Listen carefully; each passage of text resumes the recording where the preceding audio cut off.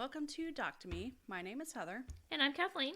And this week we will be covering Murder Among the Mormons. Murder Among the Mormons. Another absolutely bonkers story. It is literally like a Shyamalan ding-dong twist. Just left and right. It premiered on Netflix on March 3rd, 2021, and was originally supposed to be 6 episodes until Netflix and BBC Studios joined the project, which was a great move because 3 episodes feels like perfect length for this. Yeah. It was directed by Jared Hess, who you may recognize as the director and one of the writers of Napoleon Dynamite. Which is maybe why this is such a comedy while also a drama. And Tyler Measom. So, right off the bat, neither one of us is very religious. No. I've been to church twice in my life. I have been once. It was once when my sister and I were little and wanted to know what this church thing was. And another time when I fucked up and spent the night at a friend's house on Easter weekend and had to go. Mine is literally just when I fucked up and slept over at a friend's who is really religious and had to go. In fact, I'm probably sure you know this friend. They were super religious, and yeah. No, I totally got suckered into going to church, and I just remember the whole church experience and being traumatized by it, even though it's my only time going. And then we got KFC after. Oh man, worth it. So my knowledge is very minimal with any religion, especially with the Mormon LDS. I will say that I know more about the Mormons just because of cult podcast episodes. Yes. Last so first podcast of all, did a 5-part series on it. Full disclosure, I kind of feel like all religions are cults, which a lot of people in my life are appalled by. But anyway, I know a little bit more about Mormons than I do most churches, just because of the what was the they just did a podcast about it too recently. The guy who murders his wife, but he can't be charged with it. Then he kills the 2 kids. Fuck, what is... I'm vaguely... Susan... Why am I wanting to say Susan? I just want to say Susan Smith, but she killed her kids. No, she killed her kids. My babies! Have you seen clips of that? I just want you to bring my boys home. I am gonna have to Google because... Josh Powell, that's what it was. Yes. Susan Powell and Josh Powell. He wasn't even he was kind of like this guy, yeah. uses the Mormon church for his own gain. Yeah. Exactly. But Susan was very Mormon. Yes. And so I know a bit about the Mormon church just because of Susan Powell and that whole case. And that, if you haven't watched that podcast, if you haven't listened to that podcast. I listened to the book too. The podcast, fucking amazing. All of his in cold recordings, or something like that. Yeah, something it was cold. In Cold Blood, something. No, not in Cold Blood. Not in Cold Blood. It was called Cold. That's what it was. Was it just Cold? I think it was just Cold. Phenomenal podcast though. Also, the book was good. But they have recordings from his dad, and they're fucking batshit crazy. So if you haven't heard that, definitely listen to that podcast. Mm-hmm. But I know a little bit about the Mormon Church because of that, and because I used to follow a web blogger who was an ex-Mormon church member, and then I don't know. I feel if of all the churches, the Mormons are even more culty. Yeah. So I definitely am just kind of aware, and I'm watching, and it's I'm just Scientology definitely a cult, but there's also space and sci-fi. Exactly. It's built on money grab for books. Also, if you have not seen Book of Mormon, we're getting tickets. You haven't? No. Oh my god! So I went to see that with my friend David, who's probably totally cool with being on the podcast, name dropped, but yeah, no, we totally went to see the Book of Mormon, and it is literally I have the whole on my Spotify playlist because the songs are just fucking amazing. God, we're so off topic. Exactly. We never do this. We never do this. We've been just talking for 20 minutes. But it's also because this is the second episode in one night, and we are tanked. Yeah, we went through Or that. I am, because I actually We drank went it. through that bottle pretty. I got a little bit, but it's just if I get thirsty. I may have drank another bottle in the car. You know what? You earned it. I earned it. So anyway. So, I'm aware of who Joseph Smith is, and in this they get into like Mormon artifacts, and I'm just like, yeah, sure, that sounds right, I guess. Yeah, like whatever. Mormon artifacts. That's legit. I know about him finding the plates and Moroni Moroni, like, which is just like so Star Trek sounding, like especially it's the just, clip they show from like some movie. It's so weird. Like all the like Mormon church videos are just like so weird. The whole premise is so weird. All of religion is. Why is Jesus white all of a sudden? Anyway, like, so Moroni. But yes, this story in this documentary is largely based around Mormon artifacts and lost treasures. I was surprised that it's a newer religion. Yeah, it's not that old. Don't get me wrong, it's definitely not Nick Cage and National Treasure, but it's still interesting. Salt Lake City, Utah in 1980, 5 years before the bombing. There's bombings. We'll get into that. We get a quick lesson about the Mormon Church and how Salt Lake City and Utah in general became a haven for Mormons. It is literally just Mormons. Yeah. We get to meet Shannon Flynn a lot in this, so you'll become very familiar with him. I love Shannon Flynn. There's some secrets he's keeping, you can tell. He doesn't really want to get too much into stuff that makes him look bad. But no, exactly. He has a hard-to-miss voice and looks like he could have been a bank owner in an old Western. Yeah. Which is another reason why I love Shannon Flynn. It's in modern times. This is like his attire, his voice, everything about it. I'm just he like... He kind of talks like this. Yeah. I'm like, Shannon Flynn is my man. He's a rare documents dealer, and he talks about his first meeting with Mark Hoffman as young guys. Mark is the main subject of this film series, and he's known as a legend in the rare artifact world. And this college-age Indiana Jones wannabes find the earliest known Mormon document written by Joseph Smith. It's supposedly a copy of his translation key from the gold plates and signed by Joseph Smith. It's very intricate. Like, the Zodiac Killer has nothing on this guy with the symbols. Yeah, it's like a whole decipher. Yeah. Mark supposedly bought an old Bible from a guy in Salt Lake that contained this letter, and don't worry, Mark said the guy bought the Bible from the granddaughter of Joseph Smith's sister, so it's definitely legit. Sounds right. It seems weird the family would have a Bible in their possession all these years, but whatever. Mark buys this Bible and brings it home to show his wife. They're flipping through it, and some pages are stuck together with, quote, gum.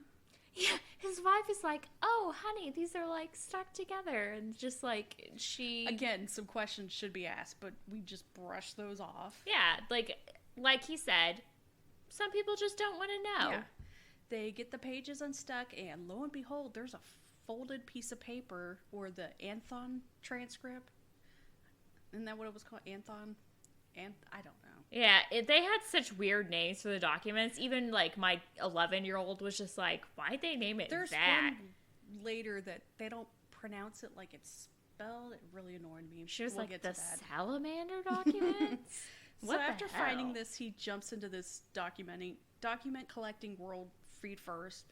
We also learn about a little thing called Celestial Pursuit, which is Trivial Pursuit for Mormons. I didn't even know that was a thing until I found out about it. Sounds fucking boring. And I'm totally getting it for us for Christmas.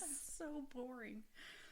December 27, 1983, Mark presents Shannon with a new document he's found, which will be later called the White Salamander letter. That was originally in the box where the infamous gold plates were. Yeah, so weird. So this letter is apparently dangerous to the Mormon Church and completely upends their origins. The letter was from Martin Harris, who was an important man in early Mormonism, and it said that Joseph Smith had told him that Joseph was led to the golden plates by a white salamander. Which is super wild. And I love the dude telling us this. He really emphasizes the H in white. He says, white. White. It's a very white. That annoyed me. It was the white. The white salamander. So this letter contradicts the church's version of how Joseph found the plates, which was an angel named Moroni. Moroni. So now it just sounds like Joseph was high as fuck and hallucinated a weird lizard. He was tripping, okay? LSD was a thing. We've all been there. I've seen some shit, okay? The church is known for sort of keeping documents like this from the public because it's embarrassing for them. Yeah, I mean. So Mark decides to sell it to this collector for $40,000 after it's been authenticated, which seems like a small amount for something this powerful that could upend a religion. Yeah, exactly. Instead of the religion being based on angels, now it's magic. And this dude turns around and donates the letter to the church. So the church comes out and is basically like, okay, it may be authenticated, but that doesn't mean it's not a forgery from that time period. Exactly. So covering their asses. It's a thing. Mark was smart enough to get pictures taken of the letter, so those are released to the public. The church can't just act like it doesn't exist. August 1985, Alvin Rust is approached by Mark and is told there's a huge collection of Mormon documents in New York, but Mark needs $185,000 to be able to buy it. Full disclosure, if you ever asked me for that kind of money, I'd just be like, I love you so much. I wouldn't even ask you for $185, let alone $185,000. I would give you $185. I would. I wouldn't even ask it, though. I would be like, I love you so much. 185, yes, but 185,000, I'd be like, I'm sorry, who the fuck do you think I am? Sell your house if you want that. Yeah. And Alvin's like, cool, no problem. I got credit with the bank, and I'll just lend Everyone you the money. has credit with the bank. $185,000, no problem. It's insane. So these documents become known as it's the fucking 80s. Okay, it's spelled McClellan, but they keep saying McClellan, and It bothers me. It bothered me. It bothers me too. And in this, there's a letter that's even more devastating than the White Salamander. A letter written by Joseph Smith's wife that states it was Joseph's older brother, not him, that witnessed Moroni and found the plates. And awe. The religion is still true, but it was a different discoverer. That's so dumb. It seems strange that these two huge, devastating things that no one's ever heard even the slightest hint of are discovered by the same guy. Yeah. But whatever. So the church found out about these documents and offered Mark $300,000 for them. Which, like, come on. That's real lowballing. I know. You're a church. You have way more than that. Like, you're like the entire state of Utah. You have way more money than that. It's kind of funny we're recording this after... Did you hear what happened to that Joel Osteen at his church? There was a robbery of $600,000 that a plumber just found it in a wall. I don't think robbers are going to bust down a wall, stash all this money there, tile it back up. Anyway, okay. It's an inside job. Fast forward to October 15th, 1985 at 8:15 a.m. You know it's bad when there's time. A bomb goes off in the Judge Building, which is a commercial office building in downtown South Lake City. Which is a badass name for a building. Judge Building. Yeah, I was like, what is this building? I looked it up, and it's like, oh, it's just commercial office space. I thought it was like a courthouse type thing. Just an office space. It's named after a woman who wanted it built. Look, how progressive is that, though, that they named it after a woman? Well, she bought it. They didn't name it after her. She bought it. Her husband was dead, so... She's like, fuck you guys, I'm going to name this shit after myself. If her husband was still alive, they would have named it after him, even though she paid Mr. Judge. Yeah. There's a report of one death, a man named Stephen Christensen, who had been working with Mark Hoffman to sell the McClellan collection to the church. He had just arrived to work and went to pick up a package in the doorway of his office when the bomb went off. They don't mention it in this, but there's also a secretary that was injured by shrapnel. Yeah, she was literally crying. Like, she, encountered the bomb. Doesn't get brought up at all. She's, again, women. Yes. We suck. No one needs to talk about it. 9:28 that same morning, another explosion is reported in Holiday, Utah, which I guess is a suburb of Salt Lake City. We're going to go off topic a little bit. Our next town. Notable people from this include Mitt Romney and anthropologist, magician, mentalist Paul W. Draper, which of course led me down a rabbit hole. During the pandemic, he started offering online magic shows for like friends or family groups over Zoom. You can pay this guy to give you guys a magic show. I really wish his website, yeah, there's a website, wish it listed pricing because I definitely wasn't going to spend the time to call and ask. No!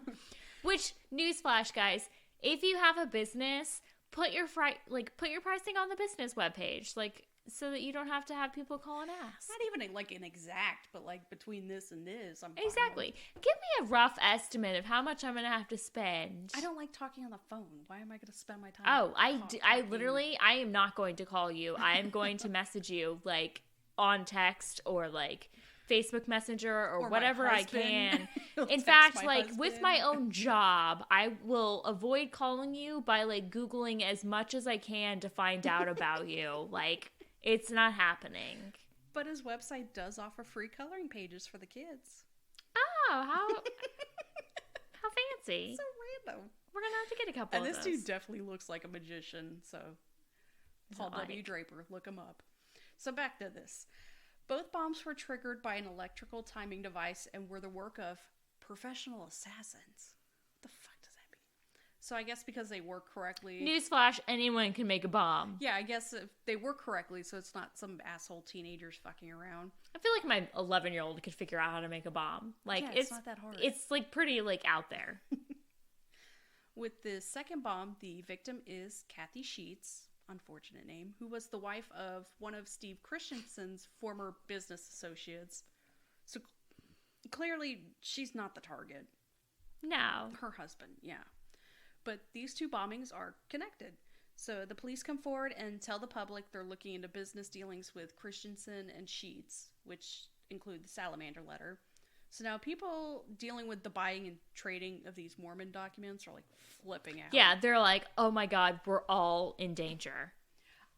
I was shocked they weren't like Satanist. They probably were under their breaths, just a real low-key. They show the crime scene at the Judge building, and Jesus Christ, what was the point of putting up those little number tents? Because they just covered the floor. Exactly, it was just fucking everywhere. It blasted the office door off the hinges and ripped a hole through Christensen's chest. Yeah, it was like, fucking barbaric. It's just not flimsy little bombs. They're made to kill. So yeah, while they're investigating this scene is when they get word about the other bombing at the Sheets home. October 16th, 1985, the day after the bombings, at 2:18 p.m., there is reports of a car exploding, and the victim is Mark Hoffman, same fellow we've been talking about. He was in his car when a bomb placed under a seat or his seat. I don't remember. Yeah, it went off, and they found the McClellan collection in his car. And even crazier, he's still alive. What? That seems mysterious. Which is shocking when you see what's left of the car, though. Like, yeah, it burnt. It was like shit was like blown everywhere. It was just like trash bags full of like historical documents, apparently, supposedly. Now, anyone involved with these people are sending their wives and kids out of town and having bomb-sniffing dogs going through their cars and homes. It's serious. Yeah, everyone is on high alert because they're like, you're an associate, you're in danger. So we go into Mark's life a little. His parents were very devout Mormons to the point that later on, his parents became upset with him when they saw Mark's children had dinosaur books, which of course promotes evolution. So my youngest wouldn't get along with these people at all. Oh, like, we're fucking heathens, Heather. Mark was born in 1954 in Salt Lake City to Lucille and William Hoffman, raised in the LDS Church, and he became a Boy Scout. He was a below-average high school student. Glad they mentioned this. Typical thing for young men in the church is for them to volunteer as missionaries, and in 1973 he's sent to Bristol, England. He later told people that he lost his faith and became an atheist at around 14, so it's weird for him to still stay in the church and go on missions. Yeah, it's a good business opportunity? I don't know. After he returns from his mission, he enrolled as pre-med major at Utah State University. In 1979, he married Doralee Olds, who goes by Dory, and they eventually have 4 kids. He seems like the kind of guy who does this overachieving stuff to, like, impress his parents, which I'll never understand. Yeah, fuck him. When he's in England... Sorry. You don't live with them, it's fine. I don't think they listen to this. No, they don't. Fuck them. It's like my aunt said, you cuss too much. And I was like, you sure you don't have our voices mixed up? No, it's definitely your friend. My friend cusses too much. I listen to it, but not... your friend says a lot of bad words. So I'm pretty sure that's me, but okay. It's definitely me. I say the F word a little too much, yes. And I'm sorry. So when he's in England, he's telling his parents he's converting all these people, which meanwhile, he doesn't believe in the religion, and he's spending time hanging out in bookstores and finding material that goes against the church.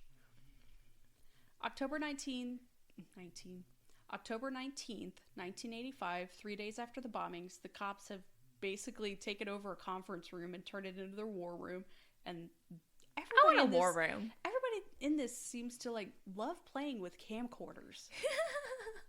I've noticed that as well. Very 80s thing. Like what did she say? Like it was a very yuppie thing to do. Yeah. Like now we're all yuppies. Yeah. The first person they bring in to interview is Brent Metcalf, who is connected with Mark Christensen and Sheets. He seems to be in there quite a bit, to the point I think they played a clip from interview tape 13. They also bring in Al Russ, and since he was involved with the McClellan collection. And what is the weird talk show they keep showing clips of? I feel like it's a Mormon talk show. It's definitely not. She's no Sally Jesse Raphael. It is definitely not the Jenny Jones show. Another person they keep bringing in is Shannon Flynn, the old-timey bank owner, because he has no connection to the church, but he's friends with Mark. See, and that's what I'm confused by, because like I was like, is he Mormon? Is he not Mormon? I thought he said later on he was Mormon. I don't know. So I don't know. I couldn't figure it out, but I love him. I guess the Old West time that he's from, the Mormon church didn't exist. He says he's only about 150 years old. He says he might have seen Mark the day before the bombing, but then he has a weird twitch attack. So his believability goes down a little for me. Yeah, he has some things, like, he has some situations. It's not John Wayne Bobbitt, like, yeah. So Brent lets us know that Shannon and Mark were very close, and also Shannon is into Soldier of Fortune and really good with a butterfly knife. I like how that was. You wouldn't think that, seeing him. like, how is that even like? That's a trait, I guess. It's good with a butterfly of the old times. I just remember giving my 11-year-old a pocket knife like 2 years ago for Christmas, and like within 5 minutes of opening it, there was blood everywhere. But she was into Boy Scouts. It's not like you're just buying her a knife. No, I didn't buy her a knife. She was in Boy Scouts, and it was, there was a reason. But she immediately, like, fucking blood everywhere. And in fairness, I feel like either one of us would do the same thing. No, absolutely. Shannon talks about how Mark had a Toyota MR2 because he wanted a fast car. I like that little cutscene that they do. Shit pisses me off. Like, a dude with 4 kids wants to own a sports or a 2-seater car. His wife was like, we needed a minivan, so we went to get a minivan, and he was like, I like this sports car, so we walk out with a minivan and a sports car. Fucker, you can't fit those kids in that fucking car. It's a 2-seater. No, I remember, like, being married, and, like, my husband had, like, one of the, like, he had, like, a fucking Acura, like, just, like, the little 2-door, and like, do you know how fucking hard it is to put a baby car seat in a 2-door car? We started dating. He had that Mustang. Yes. And it was impossible to get a car seat in. You So can't then fucking put a baby car seat in there. We moved in together. He snuck to the dealership and came back with a four-door, and I was like, oh, thank God. Yeah, seriously. Like, don't fucking come at me with that two-door bullshit. Yeah. Like, I am not moving a seat forward and climbing through to put a baby in a car seat. We had the car seat in the back, and I would be up in the dash. Like, exactly. Yes. I was like, oh my God, if you rear end somebody, like, we're going to die. Yes, I feel you. We were going to die. We were going to, solidarity, we were going to die in that situation. So yeah, fuck the two-door. If you are a family man, don't ever get a fucking two-door. Like, why do you get to have this fun car? Well, she has to tote around a van. A fucking minivan. And back in the 80s. The minivans in the 80s, they were not mini. Those, like, Ford Aerostars. Like, oh my God. They were so huge. Anyway, then Mark gives Shannon money to buy your favorite part, an Uzi. Yes! I distinctly remember texting you and I was like, oh my God, this little scene. Reenactments throughout yes! all this. It was literally like that, I think, is where the Napoleon Dynamite, like, dynamic comes in, because it literally, like, them, like, rolling up in this, like, fucking, like, sports car. Yeah. And, like, they come doing out. donuts in the desert. Doing donuts in the desert. They're, like, high-fiving and, like, holding, like, handing over, like, the fucking, like bullet, like, for the fucking Uzi, and he's, like, shooting out an Uzi all cool. Like, you can't see what I'm doing, but, like, music that's, like, burning in yeah. there. Exactly. It's, like, very, like, like, super fucking cool, and it's, like, two Mormon guys. Who were, like, fat...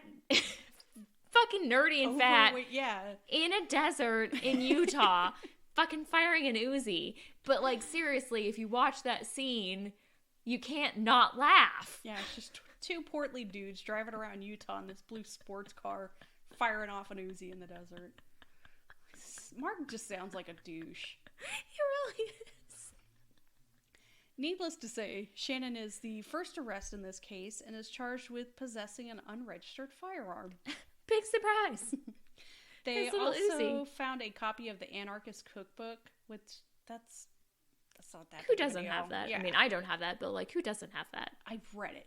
It's not that big of a deal. But, I mean, it does involve bombing, so... Again, I'm sure my... satanic panic during that time, everything was horrible. I'm sure my 11-year-old could figure that out on the internet. So many people who had printed copies. But with Shannon, they find no other evidence of him building bombs or bomb materials, so he's kind of just let off the hook. I like how when they're loading him in, like, the police van or whatever it is, and he's just like, he just smiles and he's like, I mean, I don't know, like, whatever. So it turns out planning a bomb at an office building, not a smart idea. No. There's a witness at the Judge building when This is even before security cameras. The witness couldn't ID the guy, but reported him as being clean-cut and had on what looked like a green high school athletic jacket. And guess who's known for wearing such a jacket? Da, da, da. Mark fucking Hoffman. Big surprise. So it's really not that shocking because they took the time to give a backstory on Mark for a reason. Yeah, like, it's pretty clear Mark's Obviously, up to some shady shit. Yeah. So they get a search warrant on his house. They don't find anything to do with the bombs at his house, but they do find that green jacket.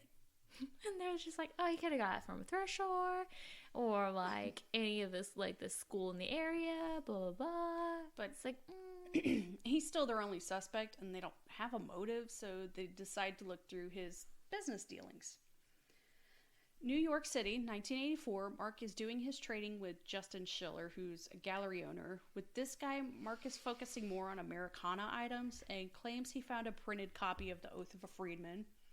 So that's when we slide over to Wikipedia for a little history lesson. The Oath of a Freeman was a loyalty pledge required of all new members of the Massachusetts Bay Company in the 1630s. The oath was a vow of obedience to the company's government and a promise not to conspire against it. Previous examples of oaths in England pledged loyalty to the crown, so this is the first one. Doesn't have anything about the crown. Yeah, it's just like a whole new experience. Very uniquely American. The earliest version of the oath was handwritten by Massachusetts Bay Governor John Winthrop in 1631. Governor Winthrop stated in his diary that the oath was the first thing printed by Stephen Day in 1638 or 1639. Stephen Day was an English locksmith who sailed to Boston in 1638 with a Puritan cleric who somehow smuggled a printing press on board of a ship? Yeah, like, They're not I mean, tiny. How do you... I don't know. I'm sitting here trying to figure out how to get, like, my kid's Christmas present from Santa on an airplane. Like, this dude's bringing a whole goddamn printing press. So after the cleric and his printer died at sea, Day and his sons took possession of the press and set up Cambridge Press, the first printing company in America in Boston. Before 1638, all printed materials in America were produced in England and shipped across the Atlantic. The earliest known American imprint that had been found prior to 1685 was Bay Psalm Book, which Day printed in 1640. Day's printing of the oath had not been reported as seen since 1647. That's a long fucking So time. a big deal to find this document. Yeah, like, it's fucking huge. So the oath has been reprinted, obviously. Otherwise, how would we know about it? But the original sheet of paper has never been found. Until now. Bum, bum, bum. Maybe. So he comes to New York to visit Justin. Justin says the paper feels right and the typing looks correct, but he's just going to send it off for testing just to be sure. And if this thing is legit, Mark and Justin are going to team up together and sell it for $1.5 million. And I like how the guy's like, I just expected like 5 or 10%, but he offered me 50%. Yeah. We were going to be business partners. And I'm like, that doesn't sound sketchy to you? No, of course. 1.5 million, you get half? So I'd be suspect. While Mark is in New York, he's just fucking partying his ass off. I love Shannon's depiction of this when Yeah. he's like, you know, because Mormons are not allowed to drink alcohol. Yes. It's against their religious beliefs. And they're like, he's like, he claimed that he couldn't get drunk, which is just not possible. Which I've known people who have been like, oh, I just like, it takes a lot for me to get drunk. And I'm like, you think that, but like, that's not actually accurate. You're just like an annoying drunk. But he's like, yeah, you know, he's just ordering all these like doubles straight up. And yeah, Shannon talks about how Mark drank 16 doubles, which I was like, bro, just fucking buy the bottle. What is the point?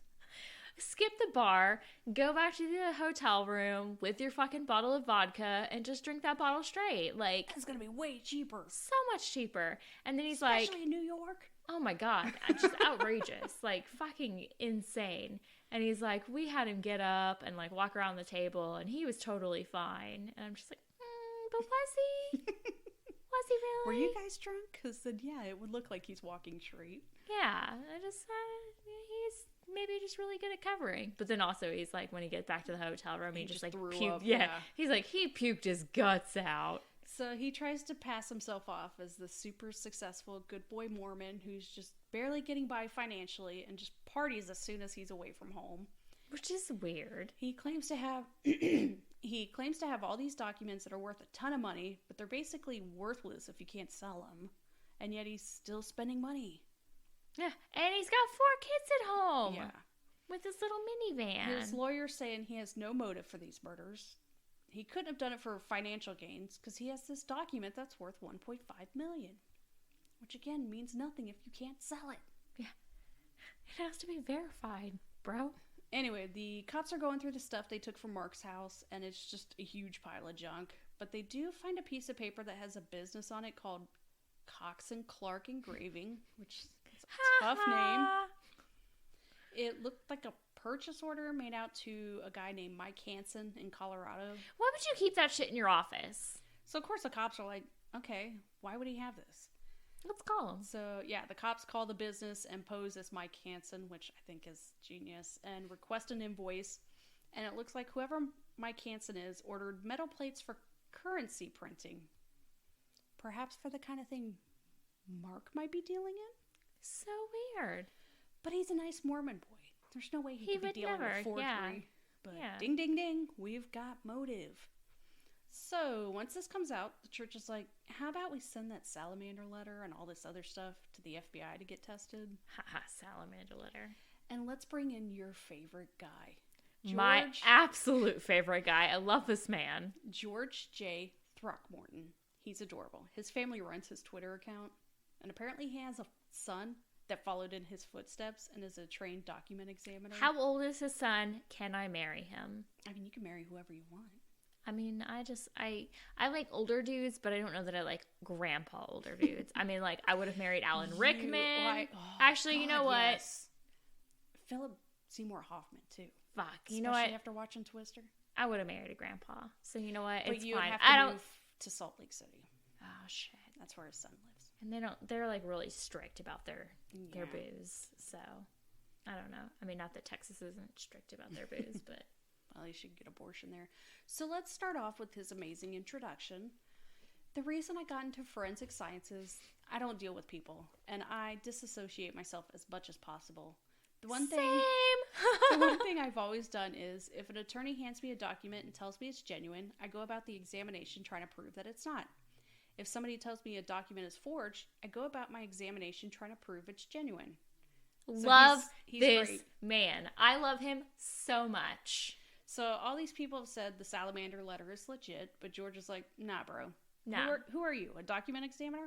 Oh, you're not? You're just a historian? Oh, fuck you, man. I got this. Leave this work to good old George Throckmorton. I just love the name Throckmorton. I need to marry this man. And he's so smart. He's also a Mormon, so he worries that someone might look at this case and think he might be biased, so he brings in William Flynn, who identifies as a non-practicing Catholic. I identify as a non-practicing anything. I could have been in the room with the two of them. December 1985, 2 months after the bombing, the Oath and Salamander letters are proven to be authentic. Dun, George, dun, dun. George has other feelings about these conclusions, though. He feels the testing wasn't deep enough. He noticed weird cracking in the ink. The best way to describe it, it's if you've ever seen like severe psoriasis. How it kind of reminded me. Yeah. So some of the ink is doing this weird cracking thing, and other times it's not. So then they figure out that documents with the cracking were documents that had been handled by Mark, and the other documents had been in possession of the church since before Mark was even born. Suspicious. Yeah. So they next start to look into other printing places that might have been visited by Mike Hansen, and they find two. Utah Engraving and DeBozic Printing, and DeBozic had an order from a customer named Mike Hansen, who ordered a plate for the Oath. So weird how it's the exact document this man is selling. And he's such a fucking idiot. He was $2 short when he went to pay for the plate and had to write a personal check to cover the rest of the bill. The fuck do you not scrounge up the last $2 for something that you are fucking forging? Yeah. You can't be like, oh, hold on, I'll go find like a payphone and look for coins on the ground around it. Like, I'm gonna go stand in a street corner and bum $2 from this fucking like car or whatever. So yeah, $2. You wrote a check for $2. Mm-hmm. So yeah, there's proof. Mark Hoffman ordered the plates. He's an idiot. So we start off this third episode with Mark in handcuffs, being led into jail. They play a clip of his interrogation, and can we talk about his voice? I thought it was a woman. It's the voice doesn't match the face. No, it doesn't. I thought it was a woman. He has this high-pitched voice that I'm a little jealous of. The cops ask when he first decided to kill people, and Mark is basically like, the day I bought the bomb supplies. Like, no shit, dude. Yeah, he's just like... January 23rd, 1987, I think the most surprising thing happens. Mark actually pleads guilty. He's not only charged with 2 murders, but 2 counts of forgery, and also New York is charging him for possession of an unregistered machine gun. Man, that Uzi will get you every time. He just seemed like such a cocky guy. You'd think he would have taken this all the way through trial, even though death sentence is on the table. He's such an asshole. Like, he's pretending to, like, video record his son, but you can clearly hear the news report on the TV. Like, he doesn't care about recording his son. He's just trying to record that. Yeah. So he could have possession of that.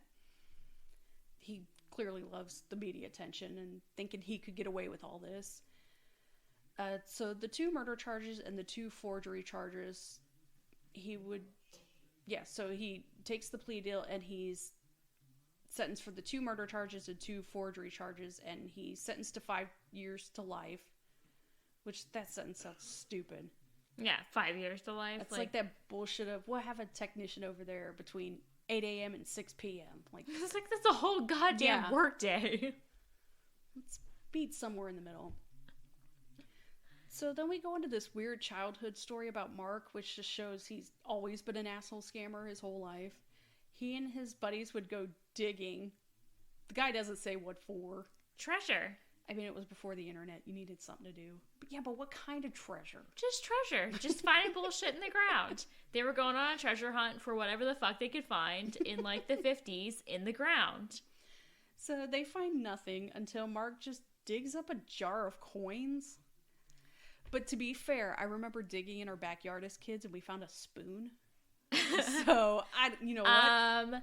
In any day now, when my parents move out of their house, dig up my backyard, you will find plenty of my dead pets and also a Stretch Armstrong. But a spoon. And it didn't match to any of our spoons, so it was not one of our spoons. I know you're thinking that. Dead pets, Stretch Armstrong. So it turns out he knew where they were going to be digging. So the night before, he buried the jar so he could look cool to his friends just finding this random treasure. At 14, he discovered electroplating, which is impressive. So he could change coins and even fool the Treasury Department at one time. Which just shows that the government being lazy isn't anything new. No. What was I? This is a real cool kid. Yeah. Dory talking about how people ask how she couldn't have known is so stupid.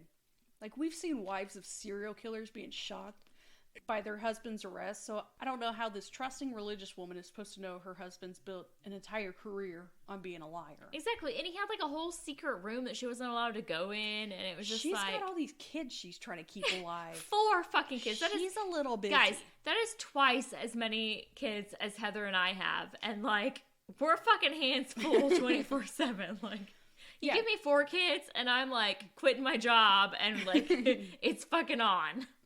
Not to mention, he apparently had a private room that he locked.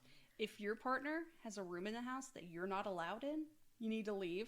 There's either going to be pictures of dead women, naked kids, or apparently a science lab used for forging documents. Any of those are criminal offenses. Yeah, he even told her at one point that a document was fake, and when she flipped out rightfully, he suddenly changed his tune about it. And he was like, I'm just kidding. She's not down with this. Yeah, he's like, I'm just kidding. Like, that is also a red flag, ladies. And yet, it's shocking that no one caught on this at all. He always just happened to have the document that you wanted. Like, he's not just producing stuff out of thin air. Most of this was someone would tell him they were looking for a specific thing. And he'd be like, by golly, I have that. I just happen to have that. Nobody asking any questions. Not to mention, he keeps finding stuff that makes the Mormon church look bad. Like, because he hates the church. He obviously has some weird vendetta against it. He's using this religion to pass himself off as this good guy who's trustworthy, and yet he's changing the history to make himself feel better. I don't get it. If it was about the money, he could have just produced any documents, but he goes out of his way to make a story about, like, the Salamander to shake up the church. Didn't he say he was going to make it, like, just a toad? Yeah, he was like, I considered doing a toad, but I wanted to, like, make it a little out there. So, I don't want to go into all the science shit about how he managed to make these documents. No, because it was extensive. I did not fare well in science class. And also, like, how he would speed up the aging process. Like, if you haven't seen this documentary yet, like, definitely watch it. It's insane. Like I said, 4 times. I've watched this 4 times. I tried to get my 11-year-old to watch this, which is saying I don't give a fuck about documents, Mom. It's just like, what the hell are Mormons? Like, literally, one of the things he did was just to run a vacuum against the back of the document to pull the ink. Like, it's so weird. He had, like, a fish tank set up. Like, this man is, like, extensive. Yeah. Fucking forgeries. For a below average student, like, he knows science. He's clearly a smart guy, but had to go and be an asshole. And poor Al Rust ended up screwed after the McClellan collection shit. Hey. He lent all that money to Mark to buy it and ended up having to sell his entire collection when he never got any money back. No, he fucking got fucked over. Yeah. They go into why exactly he did this. He's basically doing this Ponzi scheme and buying and trading and creating documents, and was making like 6 figures a year, but just blowing all of this money. So this McClellan collection and the oath were supposed to somehow get him out of the clear, even though he's just going to end up fucked again. Yeah. Like, once you're in trouble, you're always in trouble. Yeah, the pressure was really on for him to come up with the McClellan documents, but it was such a huge amount of documents, he couldn't create them in time. No, and so he was like panicked, and he's like, "What the fuck am I gonna do?" But yet he has time to create bombs and to drive out into the desert to test them. I don't get it. He just wasn't working hard enough. He just needed to put in some overtime. And then he said he said the one that killed Kathy Sheets was supposed to be a diversion. It wasn't supposed to go off. I like how he said, actually, when I say I like how he said, I mean, I'm appalled by how he said that, like, it could have been him or a kid or her or a dog. He didn't care. Like, this man is a fucking monster. He said it was a 50-50 chance, and that parole board member, that was a parole board member that was talking to him, that woman, like, she was amazing in her response. She was like, so you know how to forge all these documents and build bombs, and yet you couldn't figure out how to build a bomb and ensure it wouldn't go off? Like, yeah, you're a douchebag. Yeah, no, he knew it was gonna fucking... You just don't connect 2 cords and... Yeah, like, pretty fucking easy. Like, I'm pretty sure I could build a bomb that wouldn't go off. Yeah. This empty bottle, that could be a bomb. It's not gonna go off. Exactly. And then he says the 3rd bomb was a suicide attempt, which... Why kill the other people? I like how they said, why did you why did you kill the 2 people if you were planning on committing suicide? And also, you know how to build these bombs, and yet you didn't build one that would actually be successful in killing you. Yeah. So clearly the 3rd bomb was for somebody else. Brent Ashworth says he believed he was the intended target because he was supposed to meet with Mark that day. I don't remember how he related to all of this. Maybe he was just another buyer. I don't know. I feel like he was just trying to, like, make it look like anyone that was associated in any way. Like, just to throw everyone off. I think he fucked up and the bomb just went off while he was, I don't know. I mean, the man lost some fingers. So, yeah, there's so many people who were scammed throughout this. It's hard to keep up with all of them. And this guy is only alive because his wife didn't want him to go. Like, you buy that woman whatever she wants forever. Seriously, like, she fucking, like, she rules you. And then we hear this idiot was approaching other inmates, putting a hit out on the parole board members and your future second husband, George Throckmorton. That bastard. Fucking monster. How dare he? Like, I'm going to have beautiful children with this man. He just celebrated, I think, like his 45th wedding anniversary or something. It was on Twitter. I'm going to have beautiful children with this man's son or grandson, depending on who's not married. But yeah, he might have been a little mad. Parole board recommended he never be released, and Dory files for divorce. Fucking as she should. Yeah. He was also excommunicated by the church, but I don't think that bothered him. And neither did killing anyone, because according to him, I don't feel anything for them. My philosophy is that they're dead. They're not suffering. I think life is basically worthless. They could have died just as easily in a car accident. I don't believe in God. I don't believe in an afterlife. They don't know they're dead. When the person is like, do you feel guilt? Or like, well, no, what? It wasn't guilt. She was like, do you feel like remorse? Yeah, do you feel remorse? And then he like paused, and she was like, you know, and he was like, yeah. And she was like, for your family or for the victims? And he was like, he paused for a really long time. Yeah. Like, this man is a fucking monster. Like, he killed 2 people. The second one, he didn't even care who it killed. Like, he was literally willing to kill... he put it in front of their house. He was willing to kill a child. Yeah. He did not care. He has no remorse. No. He also attempts suicide in his cell with pills. He survived, but spent 12 hours lying on his right arm and blocked circulation, which caused muscle atrophy, which made his forging hand permanently disabled. Good. Like, he should have died. Yeah. He was originally at Utah State Prison in Draper, but in 2016 he was transferred to Central Utah Correctional Facility in Gunnison. So yeah, he'll die in prison because he shows absolutely no remorse. No, absolutely. And when he was like asked if he should spend forever in prison or if he should be like let out at some point, and he was like, "Oh, I should absolutely be let out at some point." It's like, what world are you living on? Yeah. So this is like the end of it. Dory tried to move on after he was arrested. She was shunned by friends and the church and struggled to care for her kids with little education and no job experience, because that's how churches work. But she was eventually able to start her own business. She calls herself the Creation Coach and works as a board-certified consulting hypnotist, a Reiki master instructor, and a lymphatic massage therapist. Interesting. Don't know what any of that means. No, it sounds very hippie. But she seemed like a sweet woman, so. No, absolutely. The poor woman. So, that's the end. And as I texted you yesterday, this was a bad one to pick up for this time of the year because of so many packages arriving at our house.